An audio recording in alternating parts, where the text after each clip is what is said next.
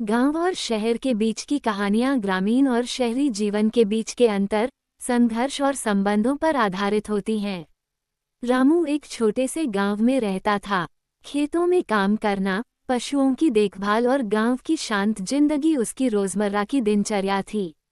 लेकिन उसके मन में हमेशा शहर की जिंदगी को देखने और जीने की इच्छा रहती थी। एक दिन उसने तय किया कि वह अपने चाचा के पास शहर जाएगा, जो वहां नौकरी करते थे।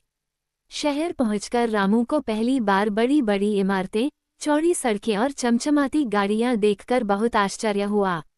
शुरुआत में उसे शहर की चमक धमक ने बहुत प्रभावित किया, लेकिन जैसे जैसे दिन बीतते गए उसने देखा कि यहाँ सब लोग व्यस्त रहते हैं, किसी के पास किसी के लिए समय नहीं है। रामू को गांव की शांति, मिट्टी की खुशबू और अपने दोस्तों की याद आने लगी। उसने महसूस किया कि गांव की सादगी में जो खुशी थी, वह शहर की चकाचौंध में नहीं थी।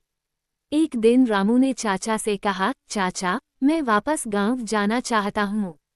यहाँ की जिंदगी मेरे लिए नहीं है। मुझे अपने खेत, अपनी गाय और अपने गांव की खुली हवा चाहिए। चाचा ने मुस्कुराते हुए कहा, बेटा, हर जगह की अपनी खासियत है, लेकिन खुशी वहीं मिलती है जहाँ दिल लगता है। रामू गांव लौट आया और उसने अपने जीवन को नए तरीके से जीना शुरू किया।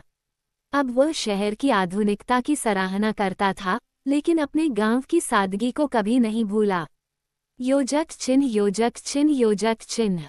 ये कहानी इस बात को दर्शाती है कि गांव और शहर दोनों की अपनी अपनी खूबियां और चुनौतियां होती हैं। ये व्यक्ति पर निर्भर करता है कि वो किस जीवन शैली को अपनाना चाहता है।